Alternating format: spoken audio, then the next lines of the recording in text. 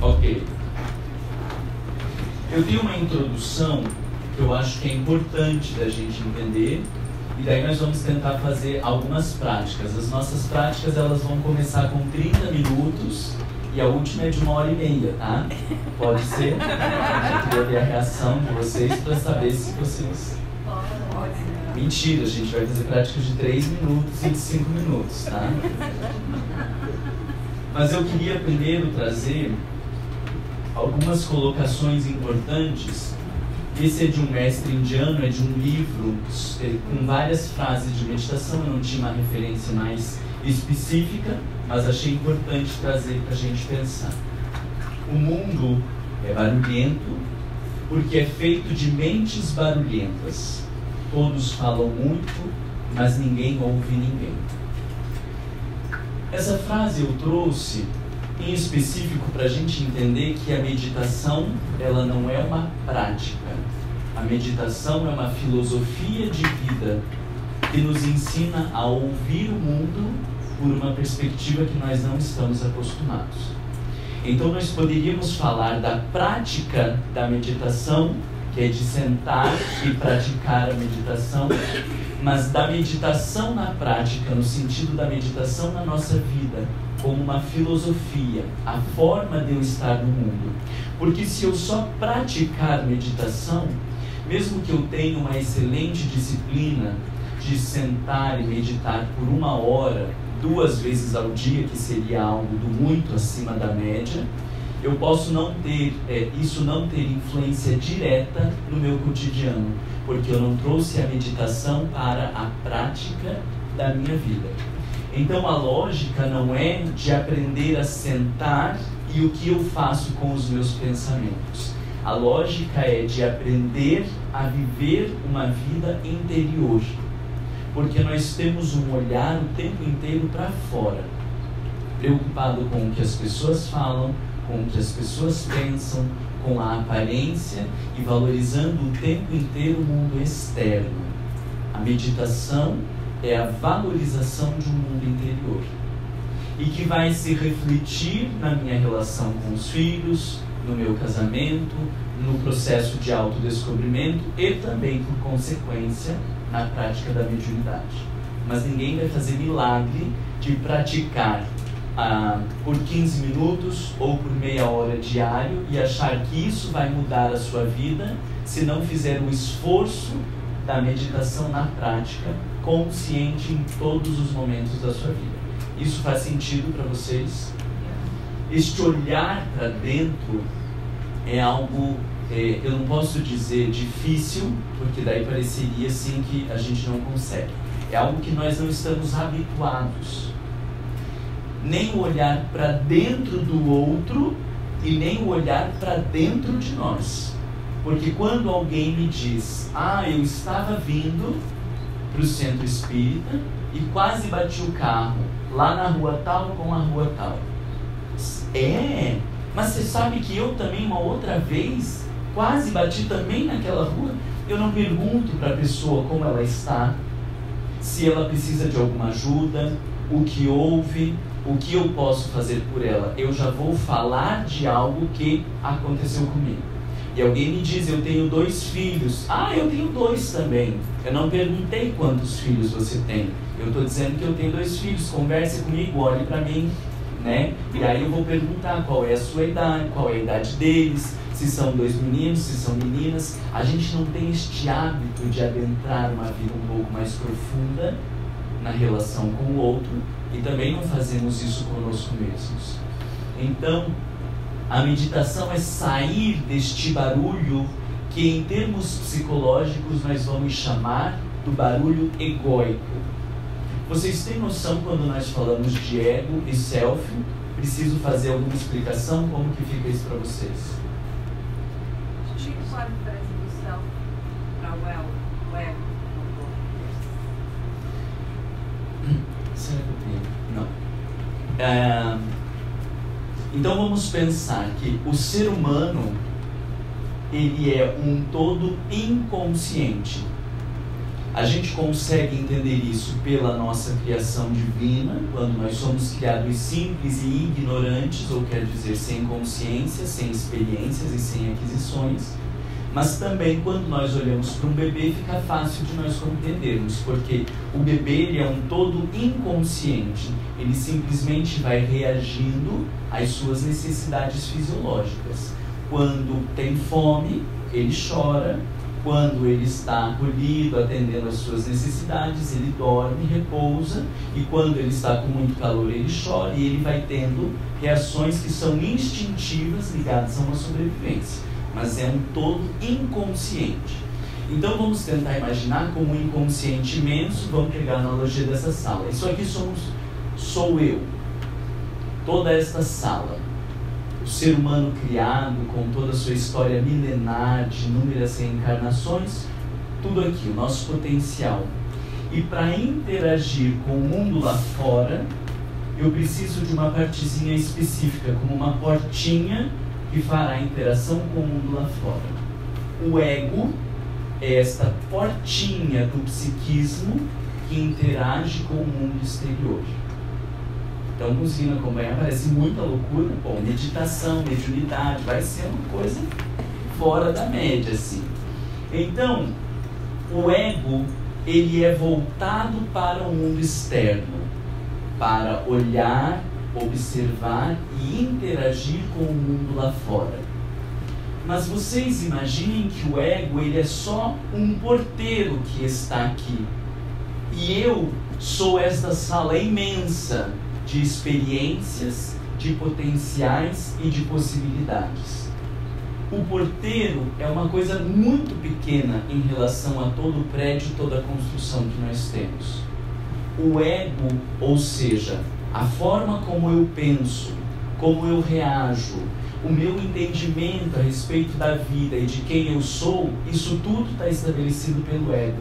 Mas é uma coisa muito pequena em relação a tudo que nós somos.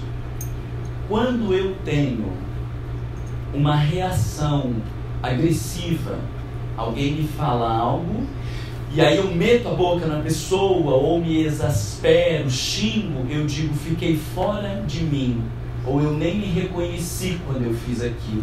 Quer dizer, o ego tem um padrão, um jeito de ser, e de repente ele foi tomado por um conteúdo que ele desconhece, como um aspecto agressivo da personalidade. Se o sujeito diz, eu nem me reconheci naquilo ali, ele quer dizer, o ego não identifica que aquilo é um aspecto seu. Então, aonde estava esse conteúdo? No inconsciente, como um todo. Então, o ego só está olhando lá para fora e é incapaz de olhar que existem inúmeras possibilidades aqui dentro. E aí o exercício da meditação é dizer para o ego, fica quieto, porque você é muito pequeno e muito pouco para organizar a vida, dar respostas e resolver os problemas, porque existe um mundo imenso de conteúdos e de possibilidades que são muito mais sábios e importantes do que o que você tem a oferecer. Porque você está olhando só para o mundo lá fora e não consegue compreender o mundo aqui dentro. Então, ela é o ego, agora no nosso exemplo.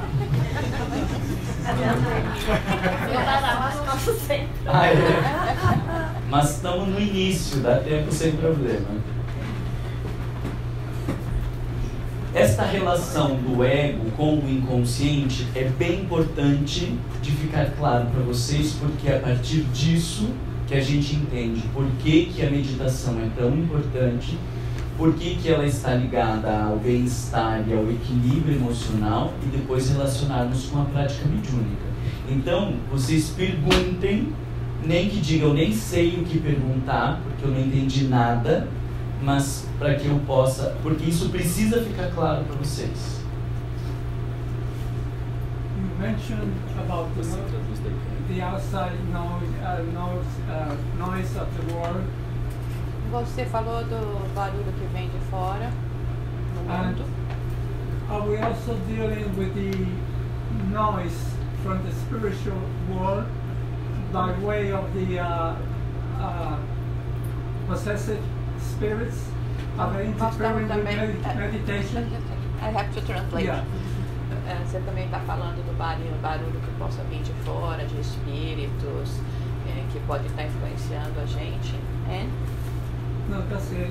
If they're causing interference with our meditation, se eles podem também, de uma certa forma, vir interferir durante a meditação, a presença espiritual.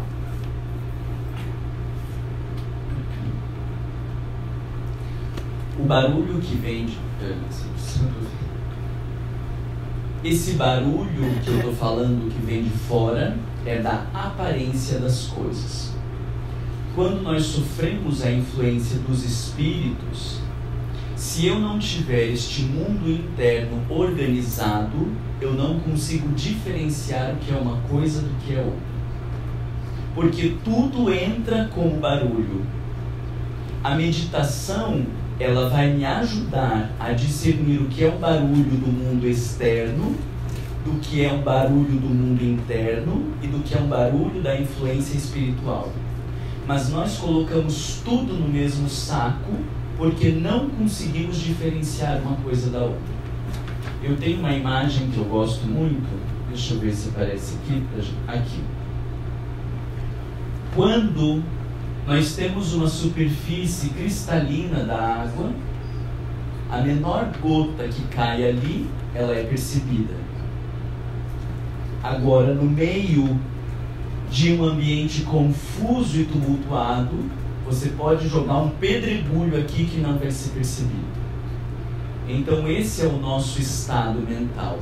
Se eu consigo ter um estado mental tranquilo, quando eu sofro influências espirituais, eu consigo perceber. E muitas vezes eu entro num ambiente e estou falando alto, agitado e não paro de falar e não percebo que eu estou captando a energia das pessoas e acredito que eu estou agitado quando na verdade eu estou num fenômeno de captação das energias.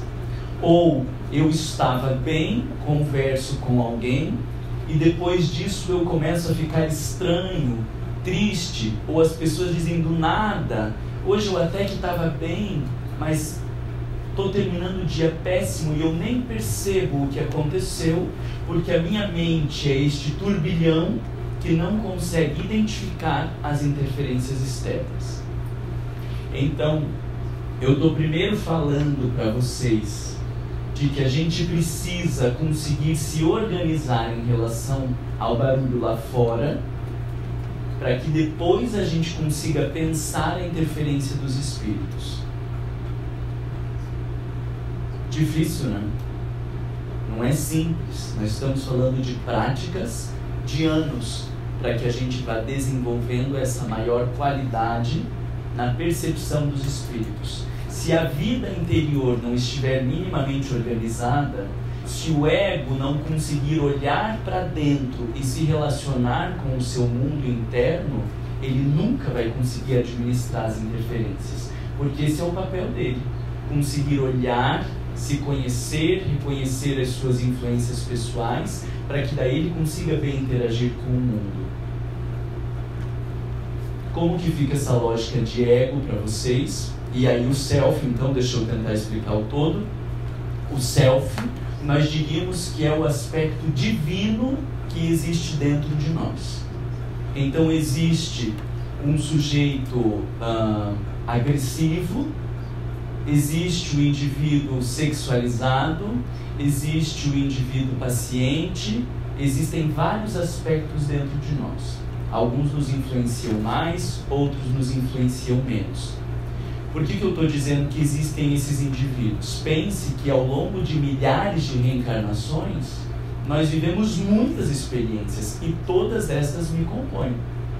Em alguns momentos da minha vida, alguns aspectos da minha personalidade ou desse mundo interior vão aparecer com mais intensidade, outros com menos intensidade. Por exemplo, eu vivi uma experiência profundamente negativa com a minha mãe quando eu era criança, incapaz de me dar amor e de me dar atenção. Mas quando eu tenho um filho, eu consigo ser uma mãe exímia, extremamente atenciosa e cuidadosa. Isso quer dizer que esse aspecto materno que estava lá no meu inconsciente, ele aparece, ou segundo a psicologia analítica, este complexo materno constela no momento em que eu vivo a experiência da maternidade. Então, esta característica de maternidade, ela estava lá dentro de mim, numa dimensão inconsciente, e em determinado momento ela aparece na minha vida. Nós temos infinitas experiências dentro de nós, que Jung chamou de arquétipos. E cada um destes conteúdos pode ir tomando a frente da nossa vida e influenciando o nosso comportamento. E um destes, ou o aspecto central de todos esses que está no nosso inconsciente, é o self, que é o aspecto divino que existe dentro de nós. Então, quando eu faço algo de equivocado, sento, paro para meditar, e a minha consciência, nós usamos esse termo no Espiritismo, a minha consciência diz: Marlon, você não devia ter feito isso. Isso é o meu aspecto divino tentando sinalizar para o ego, dizendo: você pisou na bola. O ego pode conseguir ouvir este mundo interno e a partir disso mudar o comportamento ou pedir desculpas. Ele pode dizer: isso é besteira, eu só falei porque tinha que falar mesmo, o problema é do outro. Ou ele pode nem ouvir este mundo interno dizendo que ele pisou na bola. A maioria de nós nem ouve o mundo interno. Alguns poucos de nós ouvem e rejeitam. E praticamente nenhum de nós ouve e assume e vive de acordo com essas regras internas. Porque quando nós formos capazes de ouvir e viver em plena conexão com este self ou com este mundo divino, nós nos tornamos espíritos puros. Quando Jesus diz: eu e o Pai somos um, nós estamos falando da integração do ego perfeitamente com o seu aspecto divino, que é o self. Então o ego não faz porque ele quer ou porque ele pensa, ele age em função dos aspectos divinos que estão dentro dele. E a meditação, então, nesse sentido, tem a ver com silenciar o ego para que ele consiga ouvir as demandas do seu inconsciente, em especial as demandas do self. Faz sentido? Marlon, no inconsciente profundo está toda essa bagagem que... no inconsciente profundo está toda essa bagagem que você falou que a gente tem que acessar através da meditação no self, mas não pode vir também toda essa memória atávica junto do processo? Naturalmente isso acontece. Mas os conteúdos que estão no inconsciente, eles não emergem aleatoriamente. Eles emergem orientados pelo self, que é o aspecto divino.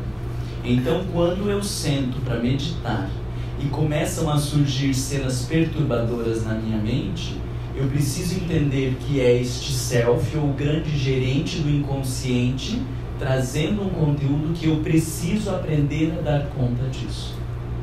Então, não é uma algazarra no inconsciente onde qualquer coisa aparece. Existe uma ordem e o self, ou o aspecto divino, é que determina essa ordem. E aí, sentar para meditar não é escolher qual conteúdo a gente vai acessar. Mas sentar para meditar é dizer para o self: eu estou à tua disposição. E aí ele vai trazendo conforme as nossas necessidades ou as nossas possibilidades. O transtorno mental, ansiedade, depressão, transtorno de pânico, qualquer transtorno mental, nós vamos entender como a reação impositiva do self dizendo: para com essa palhaçada. Dá para traduzir palhaçada?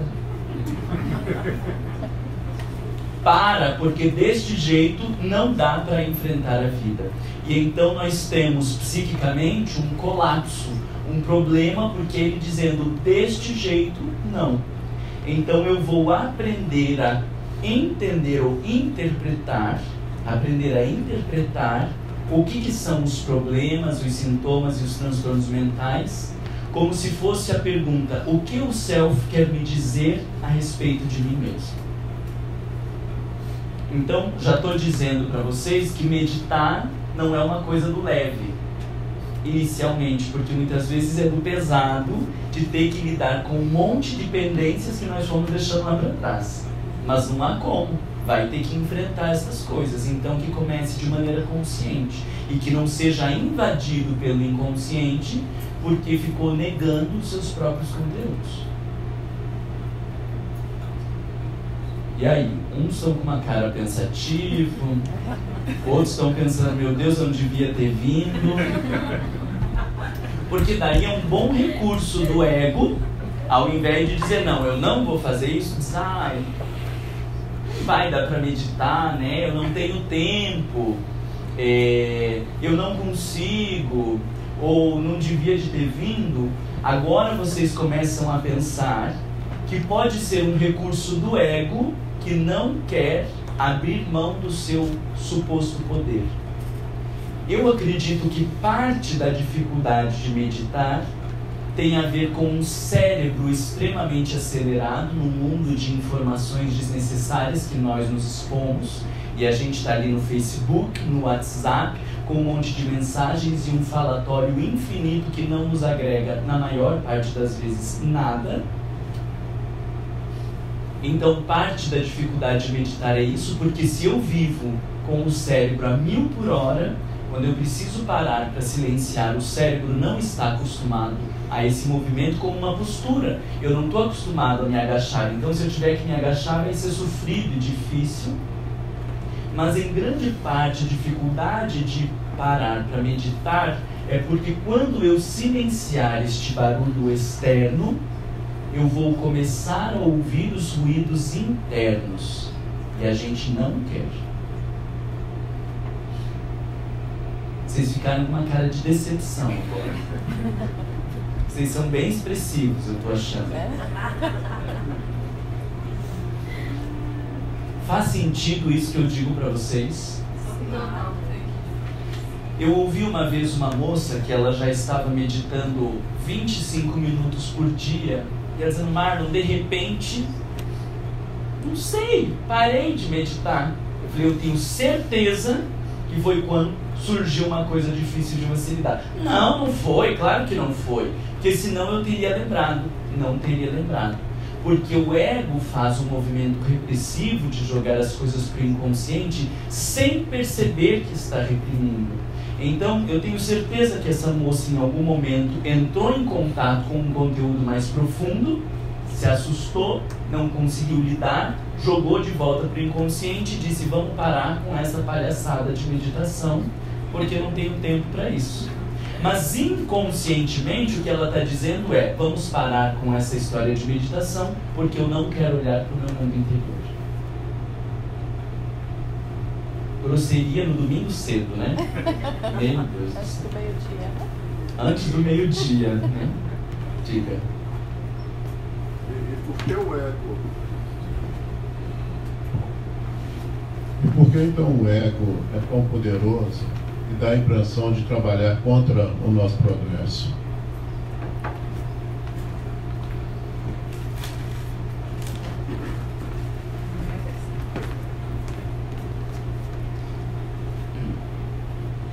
Deixa eu pensar bem. Por que o ego é tão poderoso e o que mais que você disse? Parece Trabalhar contra o nosso progresso. Uhum. Não vamos pensar que já existia um processo e ele está atrapalhando. A gente pode entender como um percurso natural do desenvolvimento. Pela lógica, nós éramos todos inconscientes. O ego surge como parte do desenvolvimento para interagir com o mundo lá fora. Então é um avanço, porque se não existir o ego, não existe consciência. Ele precisa se fortalecer para que ele consiga interagir e administrar o mundo lá fora. Quando ele me diz: Marlon, você é um ridículo porque o que você fala não faz o menor sentido, um sujeito que não tenha um ego minimamente estruturado vai comprar toda esta proposta e achar que é um ridículo e não tem o que fazer. Quando eu tenho um ego minimamente organizado, eu vou dizer: mas por que você acha que eu sou um ridículo? E aí eu vou lembrar de todos os estudos, de todo o percurso que eu fiz, eu consigo encontrar o meu valor e dizer, olha, talvez eu não tenha conseguido te explicar direito, ou talvez você não esteja interessado no meu tema, mas eu sei que tem um valor que eu faço. Isso é o ego interagindo com o mundo lá fora. Então, um ego bem estruturado, ele é necessário para o nosso desenvolvimento. O problema é que ele vai ganhando força para que esta força, em algum momento do nosso desenvolvimento psíquico, seja usada em função do aspecto divino que existe lá dentro. Então, eu sou o dono desta sala e coloco um porteiro para me ajudar. Eu preciso de um porteiro num prédio, precisa do porteiro lá embaixo. É fundamental, porque sem um porteiro, não há quem cuide com a entrada e a saída de pessoas. Tem que ter o porteiro. O problema é quando o porteiro começa a se achar demais e achar que ele é o dono do prédio e que ele vai decidir quem entra e quem sai. Não, já existe uma regra estabelecida. Você não pode querer mandar no prédio. Você é só um serviçal que tem que estar em função do dono do prédio. Então, esse movimento do ego de empoderamento, ele é necessário. Mas a gente está no momento onde a gente se colocou no centro de todo o psiquismo. A gente achou que o ego é a melhor alternativa, tem as melhores respostas e é ele quem sabe tudo. É parte do desenvolvimento psíquico. Agora, a regeneração é a fase onde nós vamos descobrindo que o ego é muito pequeno para dar respostas para as necessidades da vida. E a gente vai saindo do centro para colocar o aspecto divino em função do centro. E quando nós consolidamos isso, nós já estamos nos consolidando bem. Então, eu entendo como parte do desenvolvimento psíquico. A este ego que se coloca no centro de tudo, nós chamamos egoísmo. Esta postura adoecida do ego. E o Livro dos Espíritos, na questão 913, Allan Kardec pergunta qual é a nascente de todos os nossos vícios, se existe uma raiz de todos. E os Espíritos respondem que o egoísmo é a nascente de todos os vícios. Ou seja, esta postura de eu me colocar no centro como referência a tudo é da onde decorrem todos os nossos problemas. Então, a meditação, ela é um dos importantes recursos para lidar com o egoísmo. Quando não é Lacordaire, como que é o nome do espírito que escreve? Eu acho que é Lacordaire, agora eu estou em dúvida. Fénelon, isso, que faz a resposta de como combater o egoísmo. Ele vai falar da caridade como principal recurso para a gente combater o egoísmo. E não discordamos disso. Mas a caridade já é quase um resultado final, porque antes disso eu preciso descobrir que eu estou no centro, que eu me coloco como referência a tudo, e na medida que eu vou dissolvendo este centro prepotente, eu vou me abrindo à caridade. É diferente de quando eu faço a caridade numa postura egoísta. Então eu vou lá e dou ao pobre, favelado, que precisa de mim, maravilhoso e excelente, para que ele se sinta um pouco menos pior. Então, a caridade que eu faço é a caridade do que me sobra, daquilo que resta e que não vai me fazer falta. Eu, maravilhoso, tenho aqui algumas migalhas, mas como eu sou maravilhoso, eu não acho que são migalhas, são coisas maravilhosas, e eu dou às pessoas pobres e coitadas que vão se satisfazer com as minhas migalhas. E nós chamamos isso de caridade. Ridículo, né? A caridade, nesta perspectiva de egocentrismo, é quando eu descubro que eu não sou mais importante, que eu não sou melhor e que eu não sou o centro da vida. E que se eu hoje tenho uma condição que me favorece, não foi por uma competência puramente pessoal, porque se eu não tivesse a família que a vida me ofereceu, se eu não morasse nesse país ou nestas condições, eu não teria o que eu tenho. Se eu tivesse nascido lá na Somália, eu poderia ser um expert ou um gênio, sem possibilidades, talvez eu continuasse lá na Somália sem outras alternativas. Então, o egocentrismo faz com que eu olhe tudo que eu tenho e onde eu estou como resultado das minhas próprias competências, ou egoísmo.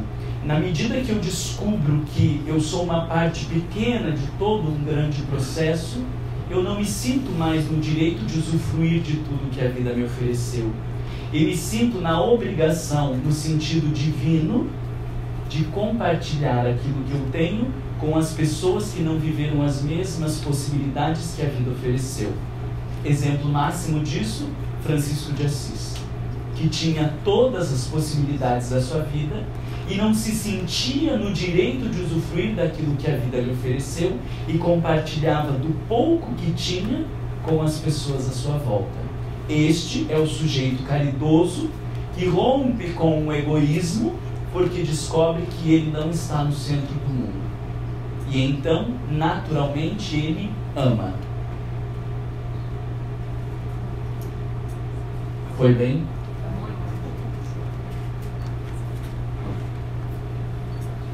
Tem uma pergunta, se não for demais, o superego, então, seria ter alguma atividade? Superego, ele faz essa pergunta. Ego e self é uma estrutura. Eu estava falando alto ou era por causa do barulho? Não, era por causa do barulho. Falando de meditação, mediunidade, e o palestrante gritando aqui na frente, né? Todo mundo sai estressado, não sabe por quê.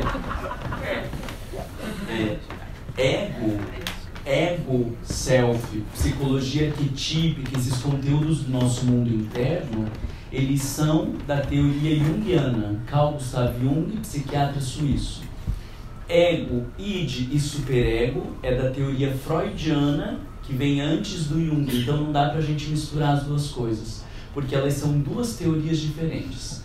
Freud, ele vai acreditar que o ego, esta característica como eu estou descrevendo para vocês, mediando entre duas estruturas, o id, que são os impulsos puramente instintivos e os desejos de satisfação, e o superego, que são as imposições sociais. Então eu desejo fazer sexo com a primeira pessoa que aparece na minha frente e que eu acho bonita, mas o superego diz, opa, aqui na rua não dá. E aí o ego vai tentando mediar. Às vezes dou muita atenção aos meus prazeres e sucumbo aos prazeres, e aí nós temos o narcisismo ou as perversões, e às vezes eu dou muita atenção ao superego e aí sucumbo às imposições sociais, e os principais quadros de imposição são depressão e ansiedade. Então é uma outra forma de compreender o ser humano um pouco diferente. O Jung, ele vem depois, e daí ele rompe com essa lógica de dizer, não, o sujeito não é só desejo e imposições sociais, ele tem muitas outras possibilidades dentro dele, e então aí que ele começa com essa teoria do arquétipo materno, paterno e tudo isso que existe dentro de nós. A minha pergunta era se você achava que o superego, qual a relação que você faria espiritualmente com o superego? Então você pensa no ego como porteiro, o superego seria um tipo de administrador do prédio, zelador, tomando conta desse ego também, para que ele não faça o que ele quer. Tem alguma relação espiritual desse superego também? Não, o que eu estou te dizendo é que enquanto psicologia junguiana não relaciona daí com o superego. Entende? Esses movimentos de castração do superego, de imposição e de restrição, na perspectiva junguiana, eles se dão por vários outros fatores, como a imagem de uma mãe impositiva dentro de mim, ou de um pai impositivo, ou de uma figura que seja repressora, não necessariamente daí dentro da teoria de superego, entende? Então eu posso, nas minhas meditações, identificar que existe dentro de mim algumas instâncias muito repressoras. Na meditação, eu vou perceber o que sou eu e o que são essas instâncias repressoras dentro de mim. E, de repente, quando eu faço uma palestra e não me sai muito bem, a minha tendência antes era dizer, puxa, porque eu não presto mesmo, porque eu não faço nada certo, e dou vazão a estas instâncias repressoras dentro de mim. Depois que eu tenho um mínimo de autodescobrimento, quando eu estou fazendo a palestra e vejo que eu não estou me saindo bem, eu já vou dizer, meu Deus, eu sei que se eu sair daqui e não me cuidar, já vai vir toda aquela avalanche de negatividades, mas eu não vou dar espaço para isso, porque eu sei que eu me esforcei, eu sei que eu fiz o meu melhor e eu não vou abrir espaço para essa postura repressora dentro de mim. Isso é o comportamento de uma pessoa que tem o hábito de meditação e autodescobrimento e uma pessoa que não tem o hábito de meditação e autodescobrimento. que eu estou querendo dizer? Que nós somos, quando a gente não tem a prática da meditação e de olhar para dentro, nós somos tomados pelo nosso inconsciente. E quando nós meditamos, nós conseguimos fazer uma diferenciação e não ser tomado por esses complexos. Te ajuda? Felipe. Those profound meditation where it might reveal a lot about stuff that we don't know. Is it? As meditações profundas podem trazer, fazer a gente conhecer muito daquilo que a gente não sabe sobre a gente. And it goes beyond the supposedly relaxed stage into a inner, possibly spiritual being, and reveal to us things that we're not supposed to be dealing with, então, por exemplo, se você entrar num estado abaixo além dos puramente relaxar, né, onde você vai acessar, pode revelar para a gente, trazer revelações que nós não seríamos supostos ou não deveríamos estar acessando. Yeah, that's it. Se não, não. Quando nós fazemos este movimento de entrar em contato com o inconsciente de maneira artificial, como a exemplo da regressão, nós corremos o risco de acessar conteúdos que não deveriam ser acessados. Então eu já tive pacientes no consultório que fizeram regressão, ficaram piores dos sintomas depois da regressão, porque acessaram conteúdos que não tinham condição, e depois vieram me procurar para buscar ajuda. Aí a minha vontade é dizer, volta lá, o profissional que fez regressão, né, pede ajuda para ele. Ah, mas ele pode me ajudar. Então você não devia ter feito regressão, porque você não avaliou o profissional que você estava se envolvendo. Then the regression is no good. Então essa regressão não é boa, né? A regressão, no meu entendimento, é um recurso terapêutico quando o terapeuta consegue avaliar a estrutura egóica, se dá conta, e se este movimento de entrada no inconsciente vai ser saudável. Por exemplo, se você procura um profissional dizendo que você quer fazer regressão e ele não avalia por que você quer fazer, você não tem um mínimo de sessões para ele avaliar a sua estrutura egóica, então não é um profissional responsável no meu ponto de vista.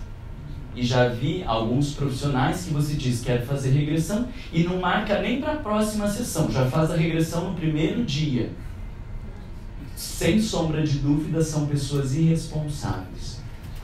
A regressão tem um fator terapêutico muito importante, em especial nos casos de trauma.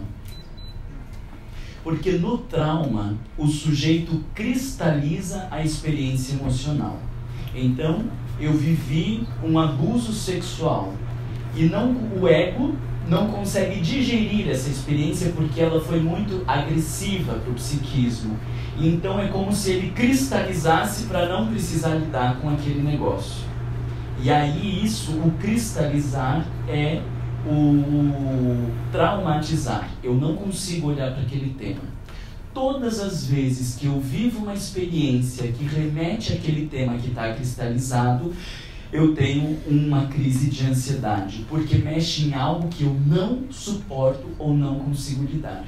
Neste caso, a regressão é o retorno à experiência traumática, aonde o sujeito vai enfrentar aquilo que ele não conseguiu enfrentar naquele momento, e quando ele enfrenta, ele dissolve aquele conteúdo que estava cristalizado. Volta da regressão e não tem mais comportamentos ansiosos. Marlon, essa regressão ela pode se dar também através da meditação, na reunião mediúnica e também pelo sono, né? Natural. A regressão que se dá através da meditação ou do sono, aí é a regressão partindo do self, dizendo, está na hora de você olhar para esse conteúdo. Então, o self, ele vai avaliar que o ego já tem condições de lidar com isso e vai trazer alguns conteúdos que vão ampliar a minha maneira de compreender a vida. Então, aí nós vamos dizer que esta é uma regressão espontânea de um processo natural orientado pelo self, diferente da regressão orientada por um profissional irresponsável. E se alguém que faz regressão desse jeito que eu falei, desculpa falar, mas é o que eu acho, que você é responsável. E a regressão de vidas passadas? É a mesma coisa. É a mesma coisa. A gente pode fazer regressão porque viveu um abuso ou uma experiência sofrida na infância, na morte da reencarnação anterior ou na infância da reencarnação anterior, tanto faz. Estas experiências traumáticas, quando a gente tem um ego bem estruturado, às vezes o self traz sem que a gente procure até um profissional. Eu lembro de uma senhora na nossa casa espírita que ela tinha muita dificuldade de ficar em filas. E aí, ela, em um momento onde ela estava fazendo a meditação, ela se viu numa fila de pessoas que estavam lá para serem mortas. Eu não lembro qual foi a trama. E quando então ela ficava numa fila, remetia ao conteúdo traumático da experiência que ela não conseguiu lidar. Quando ela estava fazendo meditação, veio a cena da fila, ela viveu aquela experiência, identificou tudo o que aconteceu, mas conseguiu processar. Volta da meditação e nunca mais tem problemas com fila. Só que aí veja que tem o self como um gerente interior organizando o percurso e ajudando ela a lidar. Então, se a gente tem um bom diálogo com o mundo interior, ele trabalha a nosso favor.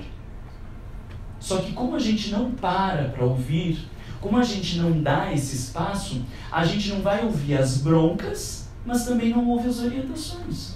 Então a gente não para porque não quer ouvir as chamadas de atenção, porque não quer rever posturas, porque não quer mudar comportamentos, porque ele vai sinalizar, e aí a gente não ouve as broncas, mas também não ouve as orientações. Ficamos numa vida medíocre, que é a vida que nós temos hoje, uma vida medíocre. A gente trabalha, faz algumas poucas coisas boas, faz pouca diferença na vida das pessoas, a nossa intuição é muito silenciada, os nossos fenômenos mediúnicos são muito pobres, a nossa vida interior é uma miséria. Por quê? Porque a gente não quer pagar o preço de ter uma vida interior rica, porque se eu começar a ouvir o meu mundo interior, talvez eu tenha que questionar o meu trabalho, talvez eu tenha que questionar os meus gastos, talvez eu tenha que rever minhas posturas, talvez eu vá descobrir que eu não sou tão importante como eu me coloco nas relações, o quanto que eu cultivo a aparência, tem um monte de coisas que eu vou ter que mudar. E se eu não quero isso, eu também não consigo usufruir de todas as orientações que o aspecto divino tem para me trazer. Então ficamos na mediocridade. Ser humano, mundo de provas e expiações, somos nós. E quando nós vemos um Divaldo Pereira Franco, um Chico Xavier, ou almas que são assim fora da nossa média, todas elas são pessoas com um mundo interior muito rico, com um diálogo interno profundo. Você chega para o Marley dizer que o Marley é vaidoso, vai dizer, eu vaidoso? Imagina, não, eu estou trabalhando, não sei o quê. Chega para o Chico e diz que ele é vaidoso e vai dizer, sou mesmo, meu filho. Né? Transita numa boa, consegue olhar tudo que está lá dentro, consegue lidar com os conteúdos internos sem problema. Os grandes mestres indianos têm uma vida saudável, equilibrada, vivem em conexão com o universo, mas porque fizeram primeiro uma conexão profunda para dentro. E aí, como o ego está pautado no mundo lá fora e nas exterioridades, meditar quer dizer começar a abrir mão deste mundo externo. E a gente não quer. Então, não medita. Não precisa confrontar com nada. E também nunca vai ter grandes realizações. Então, em portunhol, podemos dizer que o ego é assistido pelo perispírito? Que o ego, o que você quer dizer com assistido? Como guiado. Pelo perispírito? É. O que pelo é perispírito? O que é perispírito para você? o perispírito é o nosso espírito que está tomando o espírito. conta de Então nossa... vamos chamar espírito. Perispírito, no entendimento da doutrina espírita, é o corpo do espírito. Então ele não tem função psíquica, é só o corpo do espírito. Isso aqui seria, se nós todos estivéssemos no plano espiritual, o perispírito. Mas a essência, o que organiza, o que impulsiona para o processo de evolução é o espírito. Compreende? Compreendi. Então, será que você está perguntando se o ego é orientado pelo espírito? Sim. Ok. Daí não. Porque o espírito é esse todo. É o inconsciente. Então pensa que você teve milhares de reencarnações até agora. Mas quando eu pergunto quem você é, você vai me responder só o que você consegue identificar dessa reencarnação. Vocês entenderam a lógica? Quando eu pergunto a vocês quem é você, eu vou dizer, eu sou o Marlon, eu tenho 34 anos, eu sou psicólogo, sou uma pessoa extrovertida, isso e aquilo. Essa é a descrição destas características de 34 anos em relação a milhões de anos desde que eu fui criado. Isso diz quem eu sou? Não diz, mas isso é o que o ego está identificado. E quando alguém me diz, nossa Marlon, mas como você é arrogante, o ego não consegue enxergar arrogância, diz, não, imagina, não sou, são teus olhos, ou não é bem assim, ou tenta mudar, porque eu não consigo reconhecer que existem milhões de anos e de possibilidades que me compõem.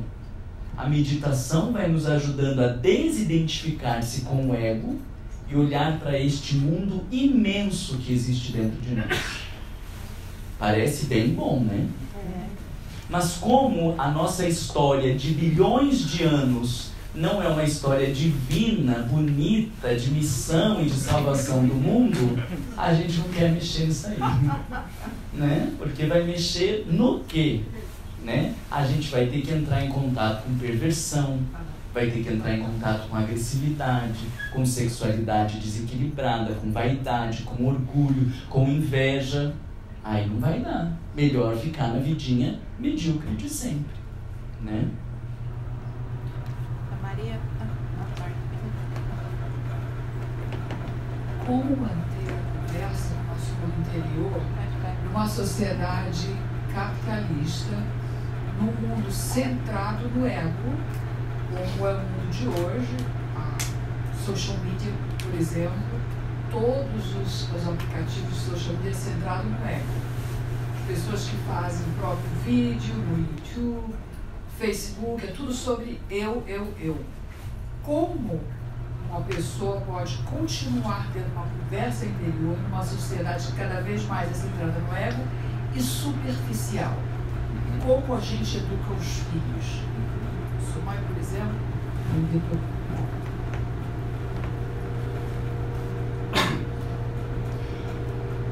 Eu acho importante você perguntar o como, para que a gente entenda que não é de fora para dentro. Então, por exemplo, não será eu tirando o aplicativo do Facebook do meu celular que vai fazer com que eu viva o mundo interior. Porque se eu tiro o Facebook e paro de olhar para a vida das pessoas, mas não aprendo a olhar para dentro, eu fico olhando para a vida do vizinho e continuo comentando das coisas lá fora. O movimento, ele é de dentro para fora. Então, eu começo vivendo estas experiências interiores e, na medida que eu vou percebendo como isso é importante, eu naturalmente vou me desconectando de algumas coisas.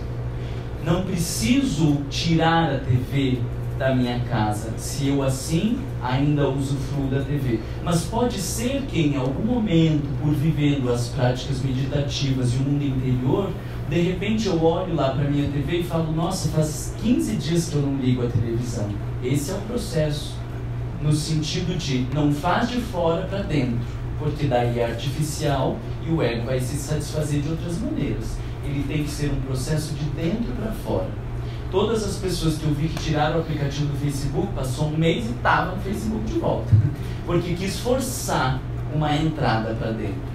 O contato com o mundo interior, ele não pode ser forçado, ele não tem que ser agressivo, imposto, ele tem que ser um processo natural, onde eu descubro que é melhor viver a vida interior, aonde quando eu estou numa rotina de muitas ocupações, eu sinto falta de meditar, eu sinto falta de parar e ficar em silêncio. E aí isso vai se construindo na minha vida. Depois disso, eu descubro que eu preciso mudar de emprego. Depois disso, eu descubro que mesmo nesse trabalho que eu estou, ainda me consome muito tempo e eu vou restringir os meus gastos porque eu não quero ficar vendido a tanto trabalho. Ou depois disso, eu descubro, entende? Eu vou me adaptando de dentro para fora. Eu vou ouvindo e vou conseguindo adaptar. Na questão da educação, nós temos completo paradigma para o mundo externo, né? A gente não aprende, não ensina nossos filhos a olhar para dentro, porque a gente também não sabe olhar para dentro. Então, quando um filho tira uma nota baixa, a gente não pergunta como ele está se sentindo, a gente pergunta por que você não estudou. Então, o tempo inteiro eu vivo com cobranças ou com exigências. Eu posso ensinar os meus filhos a olhar para dentro. Como que você está se sentindo? O que você acha que aconteceu para chegar nessa nota? A gente pode ter momentos de silenciamento dentro de casa. A gente pode ensinar os nossos filhos a fazer relaxamento. Hoje em dia tem pessoas que fazem massagem em bebê. Eu vi esses tempos um videozinho de um bebê bem paradinho assim, que ele estava com o bracinho aqui, e a mãe fazendo massagem nas costas, e ele quietinho, né? E aí uma pessoa, quase digo, eu fico dando com a língua nos dentes, falando o nome das pessoas, uma pessoa estava do meu lado e disse, mas nunca que a minha filha ia ficar quieta desse jeito. Eu falei, mas você tentou fazer massagem? Então, hoje, ela é extremamente agitada, justamente porque não tinha uma mãe que foi lhe ensinando a silenciar desde pequeno. E tem escolas que ensinam meditação para as crianças. E ensinam, antes de começar cada atividade, a ficar um pouco em silêncio. Então tem professoras loucas, gente, vamos ficar quieto, senta, olha aqui, ó, a tarefa. E tem professores que ficam em silêncio, até que todo mundo fique quieto. Vamos fazer então 3 minutos de silêncio para que vocês se acalmem. E depois que vocês se interiorizarem um pouco, nós vamos retomar a tarefa. E nós ficamos 3 minutos em silêncio na sala. Eu vou ensinando na prática o quanto que a interiorização é importante. E no dia que esta criança tiver que começar um outro trabalho correndo, ela vai sentir falta de parar, centrar, ficar em silêncio antes de começar outra tarefa. E isso está completamente relacionado lá com a lei de adoração, quando os espíritos falam a Allan Kardec da necessidade de, antes de começar ou ao final de cada tarefa, silenciar e entrar em contato com Deus. Então, a meditação pela perspectiva psicológica é o contato com o divino que existe dentro de nós, e pela perspectiva religiosa é o contato com o divino que está lá fora. Mas o caminho é o mesmo, para o mesmo encontro, ou ter uma vida centrada em si, ou ter uma vida direcionada por Deus. Seja esse Deus que você coloque lá fora, ou coloque dentro.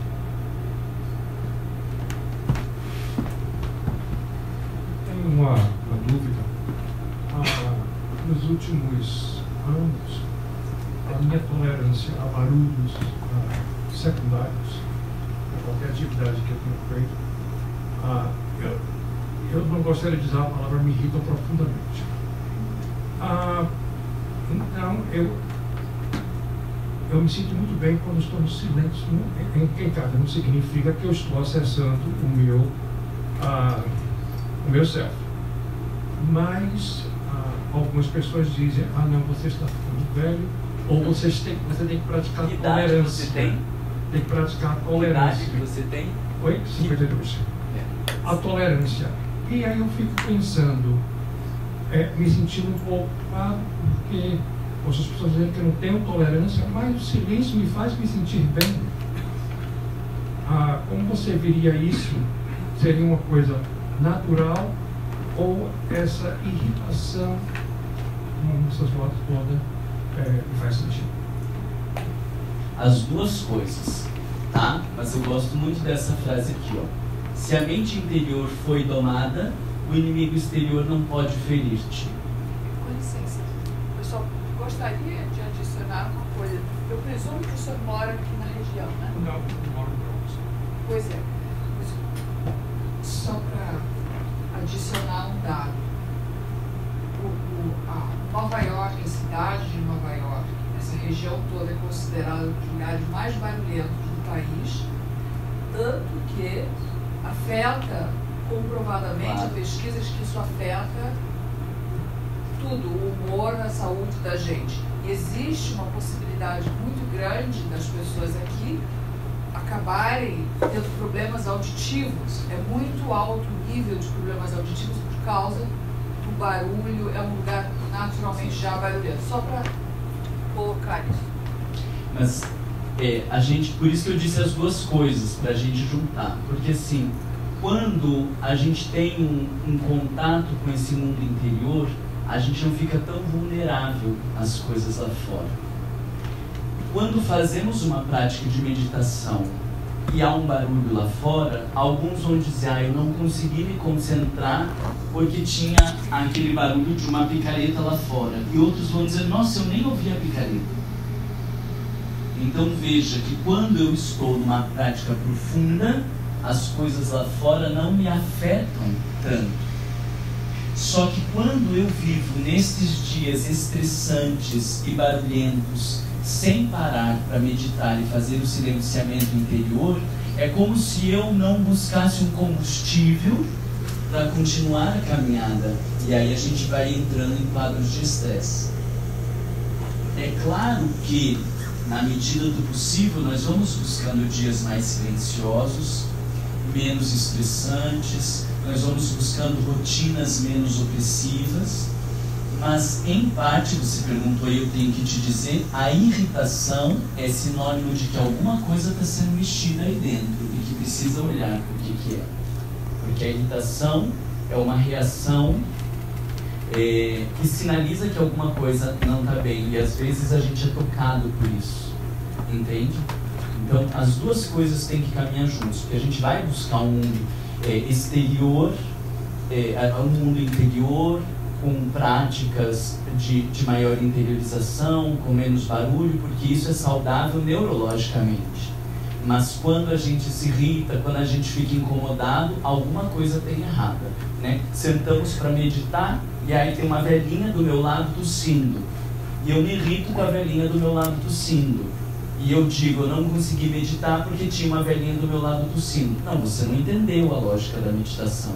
Porque a meditação é justamente uma interiorização em busca de uma excelência a tal ponto que mesmo a velhinha tossindo, eu não me desestabilize interiormente. Essa é a lógica da meditação. Não é deixar tudo maravilhoso para que eu relaxe. É aprender a interiorizar no meio do caos. É um refúgio para a nossa mente ou para o nosso cérebro. Marlon, Manuel Filomeno de Miranda, no livro Educação da Prática Mediúnica, faz um comentário sobre a meditação dinâmica, onde essa conexão com o alto, mas vivendo o mundo horizontal, né? Seria mais ou menos isso que você está dizendo? Eu vou usar essas referências aí para qualidade na prática mediúnica, mas eu não sei dizer se é essa... O que ele quer dizer com meditação dinâmica? Eu não tenho conhecimento do que é meditação dinâmica.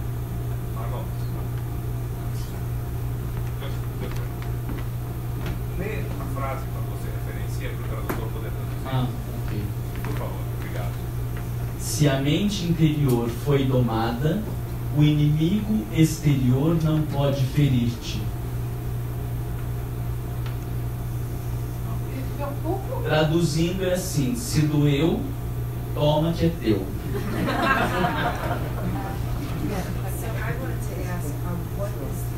Johnny, eu não escuto.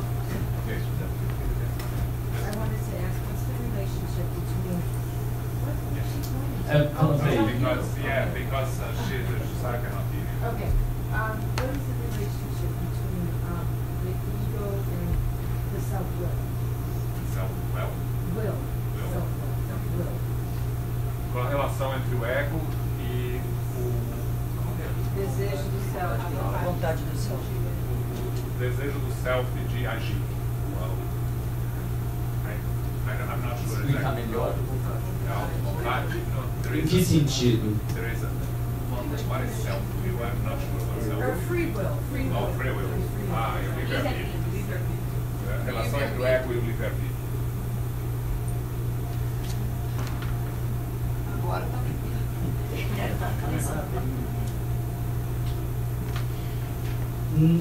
no fundo, assim, livre-arbítrio para nós que estamos reencarnados é uma parcela muito pequena.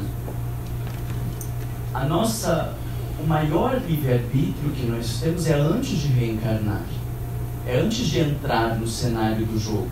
Então eu posso escolher o cenário, eu posso escolher as peças, eu posso escolher muitas coisas. Mas depois que nós reencarnamos, nós não temos tanta liberdade quanto a gente imagina, porque já existe um planejamento reencarnatório. Então essa ideia de livre-arbítrio, ela é do ser, mas não da reencarnação, porque nós vivemos muitas imposições nessa reencarnação que parecem ferir o meu livre-arbítrio, mas na verdade elas já foram estabelecidas anteriormente. Há pessoas, por exemplo, que querem muito uma relação conjugal, vão reencarnar e não vão ter uma relação conjugal. E por melhor que sejam ou melhor que façam, não terão uma relação conjugal.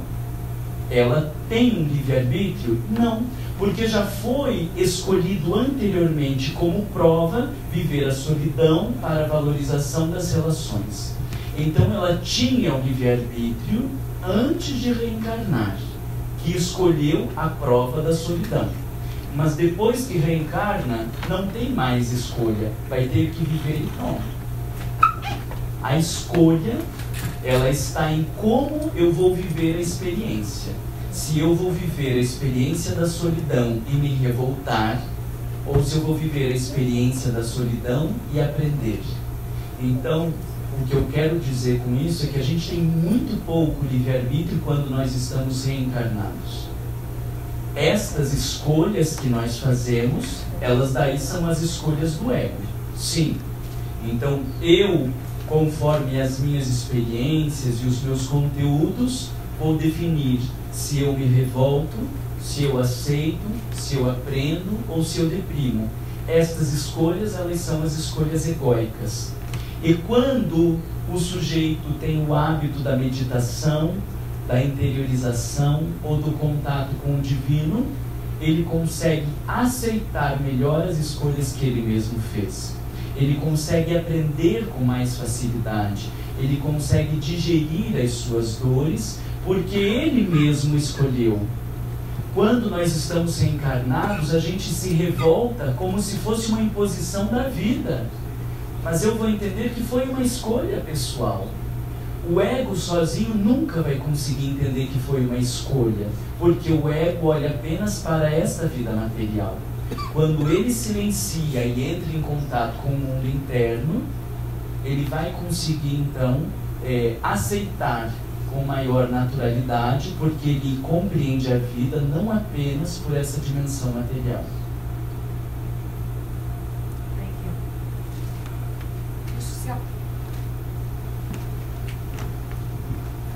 Esta ideologia se aplica para uma pessoa, por exemplo, que é vítima de tráfico, usado como escravo sexual. Eu conheci, por exemplo, uma moça que ela foi usada como escrava sexual pelo ISIS. Não só ela, como diversas pessoas do grupo religioso deles, o Yazidi, esse é o nome do grupo religioso. Para eles, foi uma coisa que eles não, elas, família, eles não queriam, não se sentiriam que são responsáveis pelo que aconteceu com eles. Foram raptados, os pais foram assassinados, os homens, e as mulheres foram usadas como escravas sexuais. É culpa delas, é uma escolha delas da vida anterior. Como que a gente processa simplesmente? Culpa nunca, né? Mas todas as experiências da vida, todas as nossas experiências da vida, elas estão conectadas às nossas experiências passadas.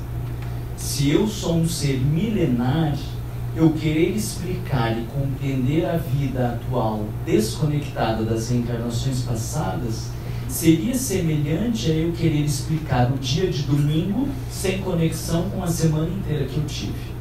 Então hoje, se eu estou cansado, se eu estou disposto, eu preciso olhar para a minha semana, para a minha história, para tudo que aconteceu. Eu não tenho como compreender tudo que está acontecendo hoje pelo dia de hoje. Por que eu estou aqui em Nova York? Por que eu estou aqui falando? Não tem como compreender todas essas coisas desconectado das escolhas que eu fiz ao longo de 3 meses atrás. Então não há como compreender o ser humano nesta reencarnação desconectado das milhares de reencarnações que ele já viveu. Nós somos produtos dos milênios. O que eu sou hoje, como eu me apresento e as experiências que eu vivo, elas só ficam claras ao longo dos séculos todos que eu vivi. Das mais simples escolhas às maiores escolhas, está tudo conectado, né? Então, a gente não usa a lógica da culpa, porque não quer dizer que o sujeito é culpado e parece que ele agora está sendo punido por uma coisa que ele fez de errado. A nossa lógica é de que se o sujeito cometeu equívocos em reencarnações passadas, ele retorna nessa encarnação vivendo algumas experiências dolorosas para o despertamento da consciência, para a revisão de posturas. Porque quando eu fui um estuprador, eu posso até me arrepender, porque eu vi a mulher que eu estuprei chorando, triste. Eu digo, bom, talvez não tivesse feito isso. Mas eu só entenderei o prejuízo e a dor que eu causei, muito provavelmente, quando eu vivo a sensação de ser estuprado. Então eu não sou estuprado nessa encarnação porque eu fui estuprador na outra encarnação. Porque isso seria uma lei punitiva de talião, de olho por olho, dente por dente. E Jesus veio para romper com olho por olho, dente por dente, trazer a lei de amor. Mas eu só vou conseguir compreender o dano que eu gerei para o outro vivendo esse tipo de experiência. E por isso eu venho com isso. Não porque eu fiz, mas para que eu aprenda, para que eu não volte a repetir o mesmo erro, para que eu cresça com essa experiência. Entende? E infelizmente, a gente vai viver dores e muitas dores, não por causa das reencarnações passadas, mas porque precisamos aprender algo com essas experiências.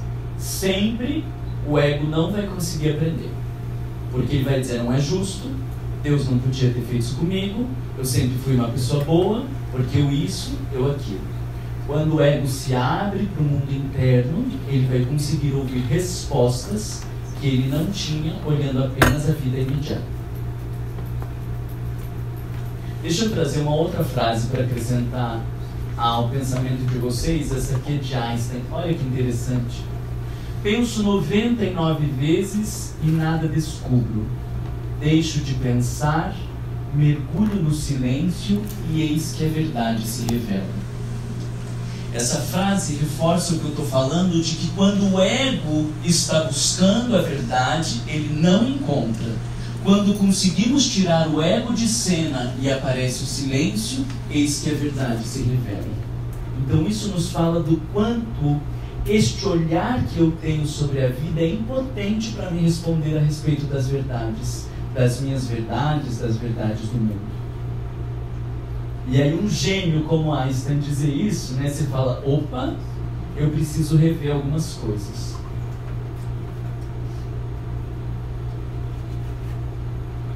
Essa era uma introdução de uns 15 minutos que a gente ia fazer para daí a gente começar as práticas. E agora eu olhei que já é o meio-dia e 25. Vocês têm mais alguma pergunta essencial? O senhor tinha, porque senão... Ou só se vocês estão me enrolando para fugir da prática, né? E fazendo um monte de perguntas, porque daí a gente não precisa fazer a prática. The last point that you made, you know, there's a big contradiction because we don't know what we've done in the past. Esse último ponto que você colocou pode ter uma grande contradição, porque a gente não sabe o que fez no passado. And is it fair for the human being to go through repeating the courses of life unnecessarily because he doesn't know what he's done, and then we fall into this saying, you don't want to know the past. So there's always a contradiction. Será que a gente podia dizer que é justo, de repente, o ser humano ter que passar por certas coisas na vida quando ele não sabe o que ele fez no passado, como se não tivesse responsabilidade, né? Ele não saber o que fez no passado e por que está passando por isso é uma escolha pessoal. Porque se ele meditar e entrar em contato com o mundo interior, ele vai saber. Então é como uma criança que teve a possibilidade da escola, não quis aprender a ler e escrever. Depois é exposta a um mundo letrado e ele diz: eu não sei. Problema seu que não estudou na hora que devia de estudar. Então, quando eu vivo situações de angústia, opressões, dores que estão relacionadas ao mundo, às vidas anteriores, se eu me aplicar à meditação e ao autodescobrimento, eu terei as respostas. E isso me gera uma paz interior. Quando Jesus diz: conhecereis a verdade e a verdade vos libertará, ele está falando também das verdades que estão dentro de nós. A gente fica em conflito quando a gente não conhece a verdade. Na hora que a gente conhece a verdade, a gente aceita.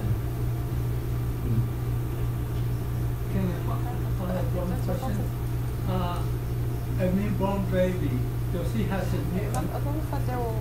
We're going to do the meditation now, okay? Yeah. Okay. This question we address. Ele sempre pergunta para depois a gente...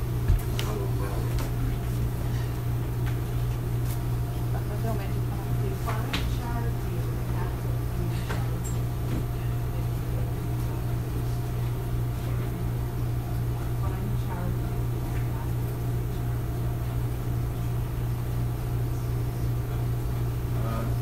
por favor, defina a caridade e o ato de ser caridoso de acordo com o resto do trabalho que faz. De acordo com o quê? Com a apresentação, com em relação a isso. Caridade, segundo o apóstolo Paulo, é o amor em ação.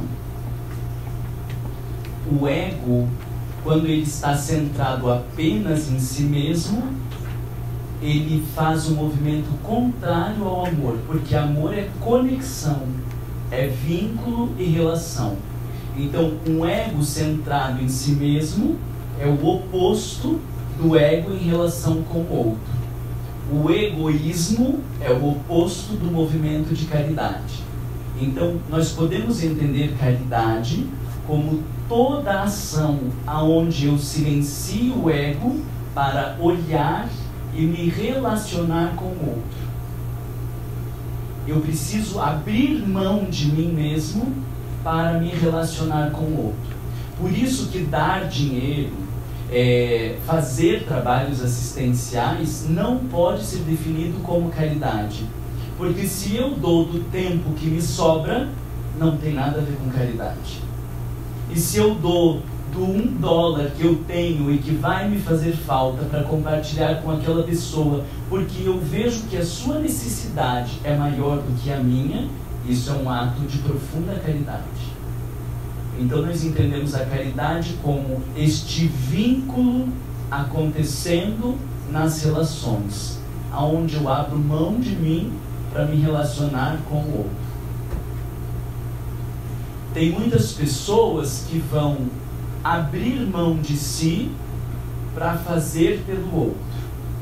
E vão dizer: mas eu nunca tenho retorno, as pessoas não reconhecem, porque é sempre assim, a gente faz e nunca tem um muito obrigado.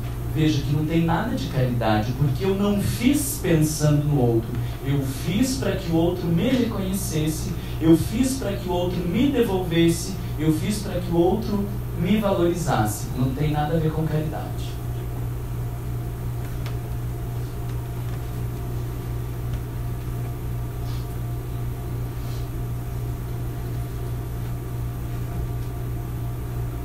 A A gente vai voltar em vários desses slides aqui por conta da mediunidade, tá?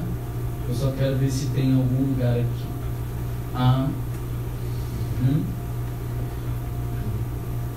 Meio-dia e meia. A gente pode até uma... Vocês aguentam mais meia hora? Aí vai estar todo mundo cansado, não vai conseguir meditar direito, né?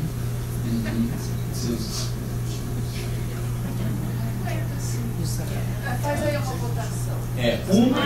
Nós vamos até 1h30, porque é bom, quanto mais fome o estômago está sentindo, mais energia sobra para meditar. Então a gente vai até 1h30, 2 horas. Assim.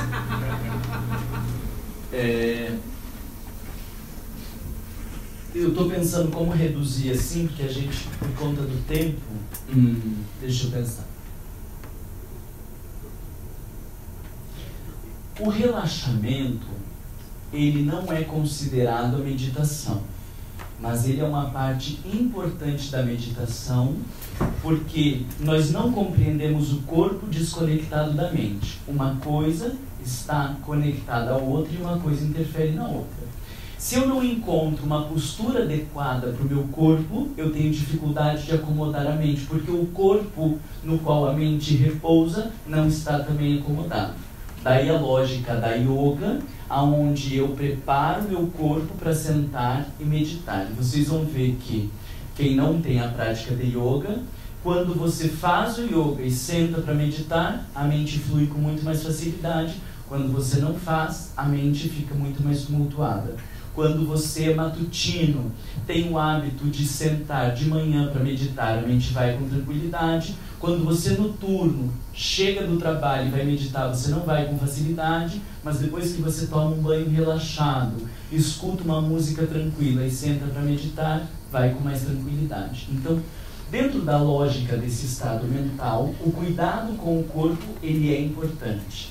Eu preciso conseguir sentar de maneira confortável e achar uma postura que favoreça o fluxo da energia em mim. E nesta perspectiva, fazer um breve relaxamento antes de meditar é importante. O que vocês entendem por relaxamento? Soltar os músculos, livrar a cabeça dos pensamentos. Isso a Jussara falou. E vocês o que entendem por relaxamento? Espreguiçar. Espreguiçar. Estar numa posição confortável com o seu corpo, nenhuma tensão. Sim, ok. Tudo de acordo. Dá atenção na respiração. Isso vamos usar também. Mas então veja que o nosso corpo, ele tem pontos de tensão que a gente não percebe. Se eu estou tensionado nos ombros, o que gerou a tensão nos ombros? É um problema que eu tenho no ombro? Não, é uma mente que está tensionada e reflete no ombro. Quando eu relaxo o ombro, eu de alguma maneira estou relaxando também a mente, porque é um todo conectado. Então, o primeiro, o passo inicial para que a gente consiga fazer uma boa meditação é ir relaxando o corpo, porque ao mesmo tempo nós estamos relaxando a mente para colocar-se numa postura meditativa.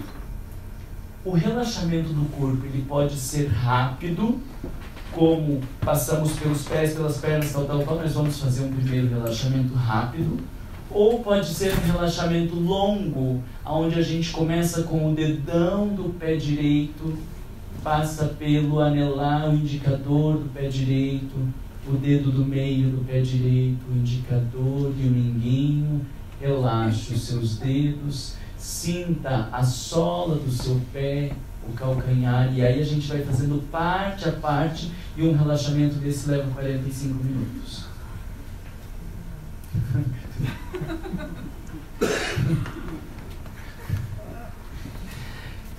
Isso é ótimo, por exemplo, para quem tem insônia, dificuldade de dormir. Porque quando a gente vai relaxar o corpo, a gente vai se entregando e muitas vezes no meio do relaxamento já está dormindo. Aí tem gente que diz, meu Deus, mas quando eu comecei a pensar que era o dedo médio do pé direito e que ainda ia ter o esquerdo, tinha tudo subido, já começou a me dar nervoso. Porque veja que é um sujeito que está num estado alterado emocionalmente. Então, aprender a relaxar já é uma arte, de ir se entregando e perceber o corpo. A gente não percebe os pontos de tensão. Tem pessoas que têm enxaqueca por conta de tensão na ATM, na mandíbula, gente que faz tensão no pescoço e no... O que é isso aqui? É que eu falo 6 línguas, aí tem hora que quando eu vou falar em português eu confundo assim. Só para falar o português você não consegue direito. Essa parte aqui, tá? Do ombro. Do ombro, graças a Deus, alguém. Então, do ombro, e ele está tenso, isso aqui tensiona tudo, e a gente tem dor de cabeça, enxaqueca e não sabe por que tem. Problemas na coluna, porque as pernas estão retesadas, a gente tem encurtamento, vocês já ouviram falar de encurtamento? E aí a gente quer acreditar que ele é bem biológico, né? Que é bem do corpo, mas tem muito a ver com a postura psicológica, porque nos dias que eu estou mais estressado, eu tenho maior encurtamento. Nos dias que eu estou mais relaxado, eu tenho menor encurtamento. Então a gente vai fazer junto aqui, porque eu queria fazer em etapas com vocês, mas a gente vai fazer junto um relaxamento rápido, que é bem pequeno, no sentido de acomodar o corpo. E isso é ir preparando o corpo para sentar para a meditação. Vocês lembram daquelas posezinhas das pessoas sentadas com a perninha torta e tudo? Aquilo ali, dentro da cultura oriental, é a melhor postura que favorece o equilíbrio, a coluna manter-se ereta, permitindo o fluxo da Kundalini, que é a energia que sobe do chakra básico até o chakra coronário. Como a maioria de nós tem dificuldade de sentar com as pernas cruzadas, meio lótus ou lótus completo, porque a gente tem problema no joelho, se senta não aguenta a coluna, se não tiver encosto a gente não consegue ficar mais que 10 minutos que já começa a doer a lombar. Então, no mínimo, posso pegar a cadeira? O ideal seria a gente sentar assim, ó, na ponta da cadeira. Porque aqui, quando a gente senta, a lombar já cede e a gente fica meio relaxado. Então, para meditar, a gente precisa sentar na frente. Tenta sentar na frente, só para você ver como presta primeiro atenção na coluna e depois senta na frente. Ó, vocês ficam todos mais altos. Vocês percebem? Porque naturalmente, quando a gente senta aqui na ponta e não tem encosto, você naturalmente já ajeita a tua coluna. E isso favorece o fluxo da energia para a meditação. Como a gente não trabalha musculatura lombar e abdominal, a gente está aqui, daqui a pouco já começa assim. E daí, no fim das contas, a gente está sentado tudo torto. Na cultura oriental, quando eu fico com a coluna torcida, eu impeço o fluxo da energia que movimenta do chakra básico até o coronário. Então, daí eu fico com sono, eu fico mais cansado. E muitas vezes o simples fato de mudar a postura e favorecer esse fluxo já me dá um estado de maior atenção e de maior concentração. Porque a meditação não é relaxamento. Ninguém faz meditação para dormir. Se você medita e dorme, é porque você não está meditando, você está só relaxando. O relaxamento é o aliviar as tensões do corpo para colocar a mente num estado meditativo. Ele favorece, mas ele não... Relaxamento é como se fosse um pré-meditação que nos favorece, já que a gente não vai fazer práticas de yoga, ele é um pré-meditação para que a gente possa meditar. Senta normal, que senão vocês vão cansar e daí vocês vão ficar bravos. Eu vou explicar mais algumas coisas. Dentro da lógica da meditação, nós temos aquilo que a gente chama de âncora. Eu vou resumindo aqui, vamos ver onde... Aqui, ó. Artifício de autofocalização ou âncora. O que é uma âncora? Algo que deixa parado. O navio solta lá a âncora. Por que ele solta? Quando ele vai parar, porque tem uma mínima movimentação, mas ele não se perde no mar. Esta é a lógica da meditação. Eu vou buscar uma âncora que vai me dar sustentação para que quando a mente se disperse, eu consiga trazê-la de volta e ela não se perca tanto. Nós temos diferentes recursos que servem de âncora. Por que eu estou falando isso? Porque sentar e meditar, se eu sento e digo para vocês assim, então agora procure não pensar em nada. Quando ele não pode pensar em nada, não pode pensar em nada, já está pensando que não pode pensar em nada. Não existe não pensar em nada. Então, quando você senta e não coloca nenhuma âncora, a gente, como um navio, se perde em alto mar. A mesma lógica da visão. Muitas vezes, fechar o olho é deixar a mente solta. Então, na prática budista, a gente aprende a fazer meditação sentando na ponta, o pescoço paralelo ao chão, e o olhar ele repousa 45 graus no chão. Eu não preciso fazer um esforço e nem posso virar a nuca. Eu fico confortavelmente e o olhar repousa no chão lá à frente. Eu fico com os olhos entreabertos, que é aquela coisa que eu estou olhando. Se a Jussara cair aqui, eu vou ver que ela caiu, mas eu não estou prestando atenção. Eu estou com o olhar repousado, que me ajuda a manter um nível de concentração. Tem gente que prefere meditar de olhos fechados. Qual que é o certo? Não tem certo, tá? Nós temos formas de aprendizagem de relação muito diferentes. Alguns são mais sinestésicos, alguns são mais visuais, outros são mais auditivos, alguns têm um maior nível de concentração, uns são introvertidos, outros são extrovertidos. A ideia da meditação é você descobrir quais recursos são melhores para você. Porque o melhor recurso para mim não necessariamente vai ser o melhor recurso para você. Então, o que eu queria trazer são várias possibilidades de meditação, várias possibilidades de âncora, para que vocês vão exercitando e vendo o que é o melhor. Como a gente vai ficar com o tempo restrito, eu vou falar destas diferentes possibilidades e depois vocês vão testando em casa para ver o que fica melhor para vocês. E aqui a gente vai fazer o básico, que em geral é o que mais facilita as pessoas, que é a respiração, tá? Eu posso conciliar a respiração, eu posso meditar apenas centrado na respiração, eu posso meditar apenas centrado numa imagem, posso meditar centrado numa palavra ou num mantra.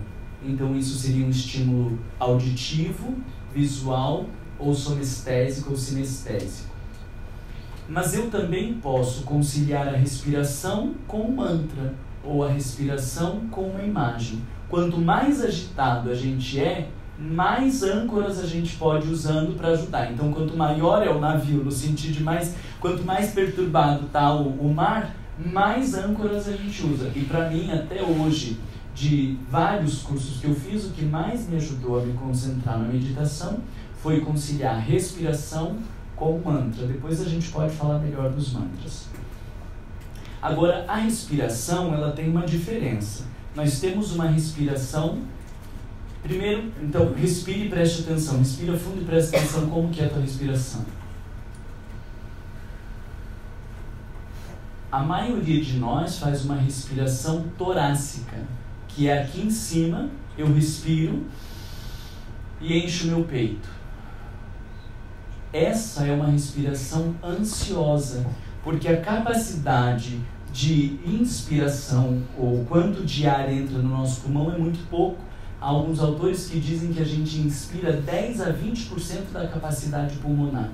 Então a gente fica numa respiração muito curta, com um acúmulo de gás carbônico muito grande no corpo, e isso interfere no estado de memória, cansaço, atenção, concentração e tudo mais. Às vezes a gente tem tanta falta de oxigênio que quando a gente faz uma maior oxigenação, parece que está com um balão na cabeça, que sente girando e que se sente mal, porque está tão acostumado com a pobreza do gás carbônico que quando entra o oxigênio que é necessário para a vida, a gente se sente até um tanto mal, né? A gente precisa então diferenciar uma respiração que é torácica, uma respiração média e uma respiração abdominal.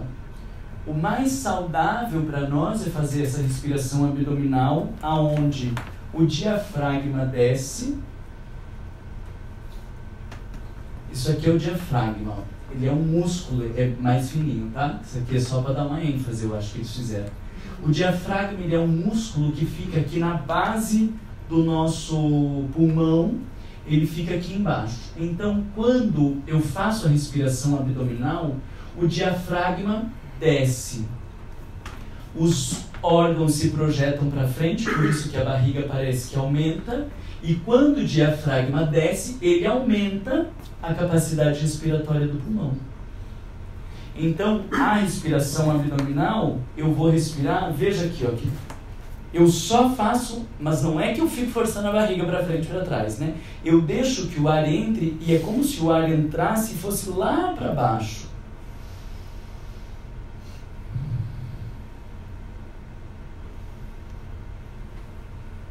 Consegue fazer? Põe a mão na sua barriga e tenta fazer. Não é ficar respirando e colocando a barriga para frente, tá? Tenta respirar e sentir, como se fosse enchendo uma bexiga aqui embaixo, que a bexiga é tão grande que projeta o abdômen para frente. Eu estou vendo o peito de vocês mexer, não o abdômen. Um bom exercício em casa é deitar e colocar um peso. Pode colocar uns livros assim, um livro, esse aqui não precisa tanto.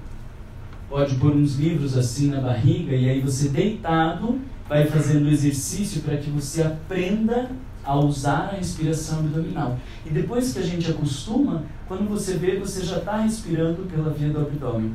Isso nos ajuda a uma respiração mais profunda, que é completamente contrária à ansiedade. Agora, você vai ensinar um paciente que faz crise de ansiedade a respirar profundamente, nunca respirou, não consegue. Fica naquela... E aí faz hiperventilação, alucina, enlouquece, faz crise, e você consegue tratar um paciente com crise de pânico ou essas crises de ansiedade apenas ensinando a fazer respiração mais profunda. Então, se ajuda um sujeito numa crise de pânico, o que não faz com a gente quando não tem pânico, né? A gente tem 3 respirações. A gente depois vai aprendendo a encher primeiro aqui embaixo, depois o lado e depois aqui em cima. Consegue fazer respiração e encher o lado aqui assim? Eu nem sabia que aqui embaixo. Olha aqui, ó, presta atenção. Você aplica os dois lados ou... Os dois, ó. Ó a minha mão aqui, ó. Na costela aqui, ó. Põe a mão na costela. Mas é porque é o espaço. Ó.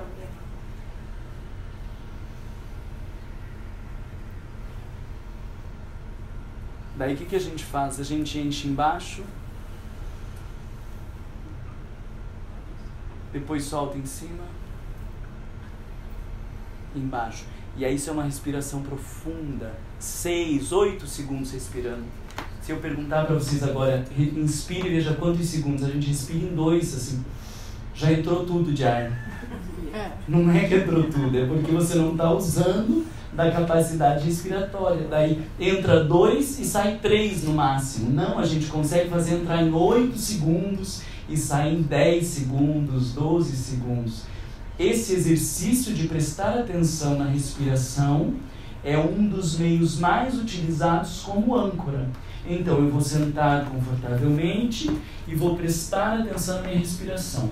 Tenta então, vamos começar por aí. Tenta apenas inspirar e expirar. Aí o que você vai fazer? Entra o ar, sai o ar e você conta 1. Entra o ar, sai o ar e você conta 2. Vamos tentar fazer isso até 10.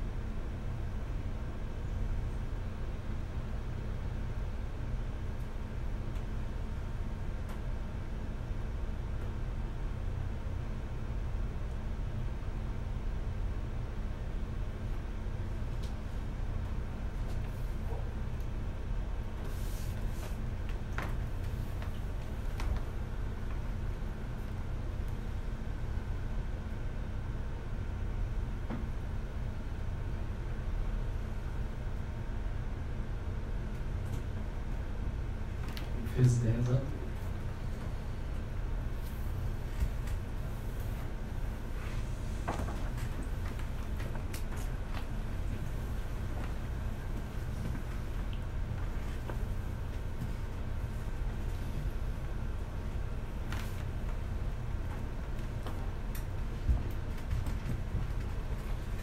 Às vezes a gente até se perde na contagem, né? Que número que estava, onde que estava, porque esta parada ainda é difícil para uma mente que está funcionando com o computador, com 4 telas abertas, o celular tocando, o barulho lá fora e esse mundo inteiro de movimento. Então esse exercício de parada, ele é difícil e a gente vai começando devagar para que seja uma coisa agradável. A meditação não pode ser algo que eu me imponho e vou começar com 15 minutos, aí eu estou ali sentado, deu 1 minuto e meio, eu coloquei o despertador para 15 minutos, dá 1 minuto e meio, eu já olho. Deu mais 2 minutos, eu já estou olhando, tipo, meu Deus, quando que vai acabar isso aqui? Né? E aí eu tive várias vezes que eu olhava e dizia, eu acho que eu não pus o despertador, porque não é possível que não passou ainda. Aí vai ver o despertador e estava lá ainda faltando mais 5 minutos. Não pode, porque se é uma coisa chata e desconfortável, você não vai querer amanhã fazer de volta. A meditação vai ser uma prática para a vida toda. Se for desconfortável como um regime que você se impõe uma conduta, quem que consegue manter regime desconfortável para a vida inteira? Não consegue. Vai devagar. Não precisa fazer tantas restrições, vai mudando a alimentação de leve, o que você vai dar conta para a vida inteira. Aí o pessoal faz regime, emagrece, ficou chupado, depois vai engordar tudo de volta, porque se impôs uma rotina, uma conduta que não dá conta.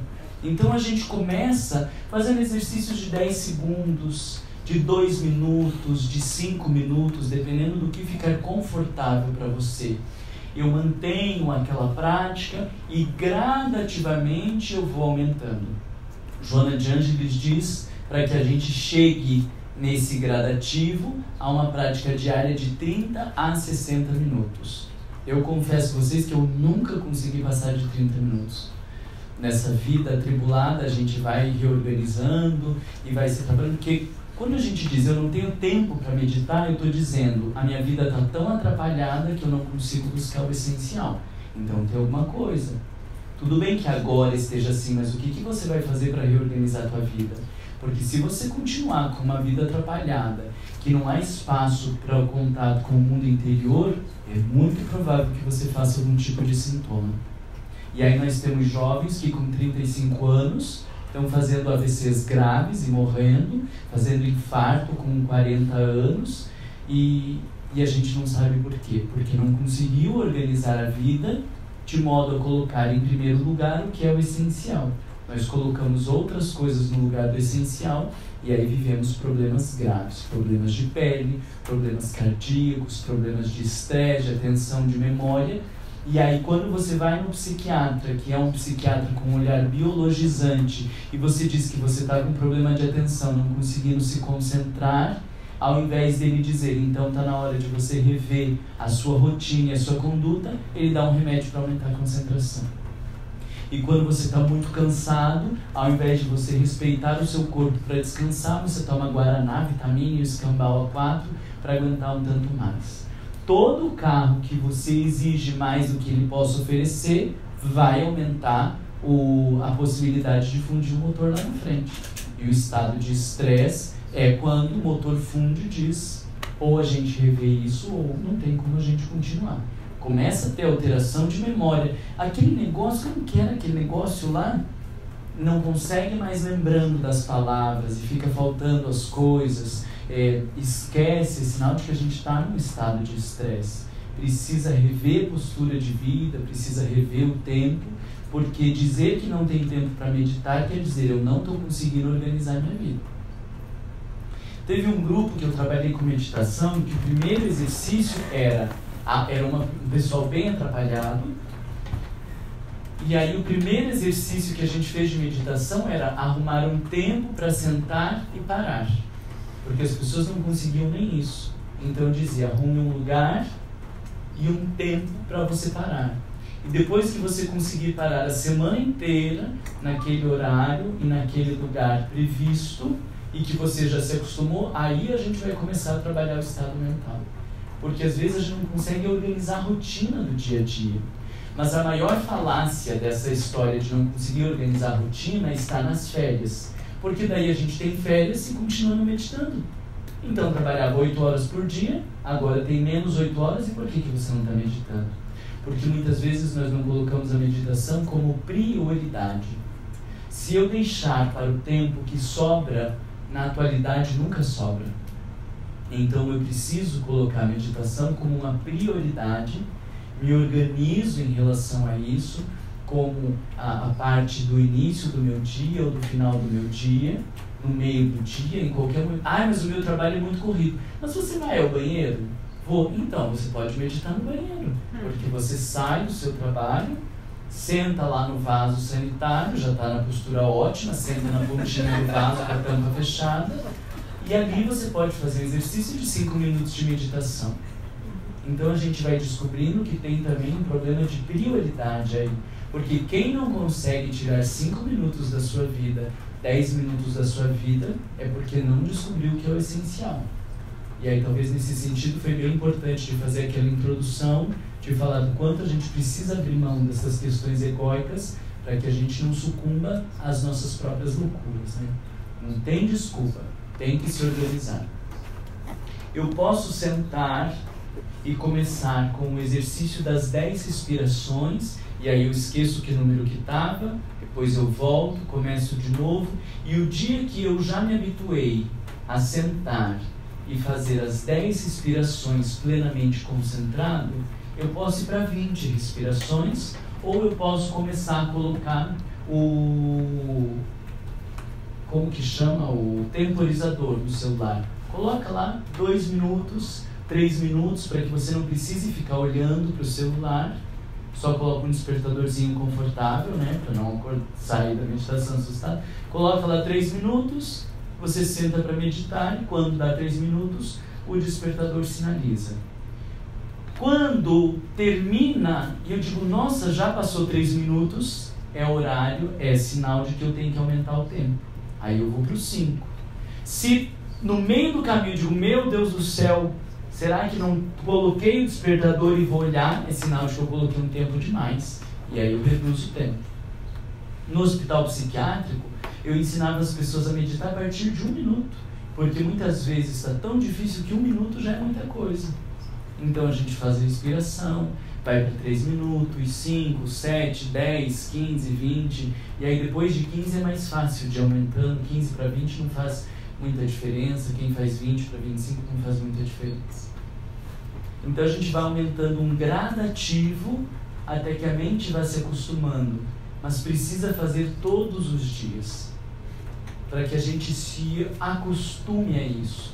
E se eu conseguir fazer no mesmo dia e no mesmo local, o corpo já vai se acostumando. Assim como quando eu deito na cama e tenho o hábito de ficar rolando na cama e não consigo dormir, qual é a orientação que a gente tem de higiene do sono? Levanta e sai da cama, para que o teu corpo vá acostumando que quando você deita é hora de dormir.